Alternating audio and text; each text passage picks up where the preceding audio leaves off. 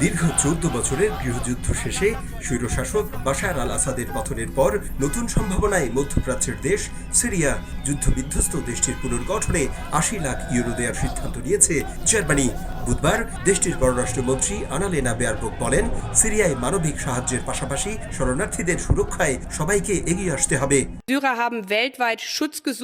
যুদ্ধবিধ্বস্ত সিরিয়ার সাধারণ মানুষকে বাঁচাতে বিশ্বের সবাইকে মানবিক হতে হবে, এমনকি সিরিয়ার প্রতিবেশী দেশগুলোকে আরো উদারভাবে এগিয়ে আসতে হবে। ইচ্ছে করলে বিশ্বের বিভিন্ন দেশে আশ্রয়প্রাপ্ত সিরীয়রা নিজেদের দেশে ফিরে যেতে পারে। একই সাথে সিরিয়ার রাজনৈতিক পরিস্থিতি অন্ধকারে, নতুন করে শরণার্থীর সংখ্যা বাড়তেও পারে, আবার নিজ দেশে ফিরে যাবার সম্ভাবনা তৈরি হতেও পারে। তাই আমরা সিরিয়ার প্রতিবেশী দেশ ও জাতিসংঘের কয়েকটি সংস্থার সঙ্গে নিয়মিত যোগাযোগ রাখছি।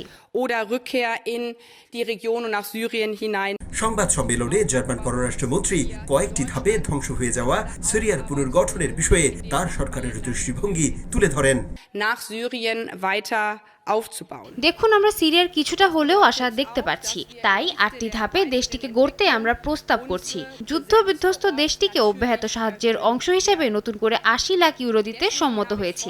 এই অর্থ শরণার্থীদের মাঝে বিতরণ করা হবে।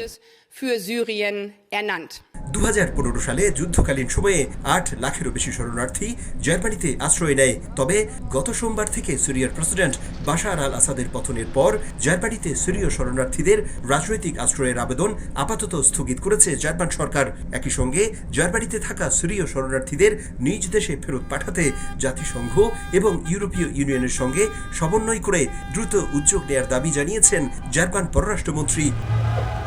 সিরিয়ায় গৃহযুদ্ধ শুরু হওয়ার পর থেকেই জার্মানিতে ধাপে ধাপে প্রায় ১০ লক্ষ সিরিয়ান শরণার্থী রাজনৈতিক আশ্রয় নিয়েছে। এত বিপুল সংখ্যক শরণার্থীকে এত কম সময়ের মধ্যে সিরিয়াতে ফেরত পাঠানো যে কঠিন কাজ হবে, সেটি মনে করিয়ে দিচ্ছে জার্মানির শরণার্থী সংস্থাগুলো। জার্মানি থেকে বিটু বড়ুয়া, সময় সংবাদ।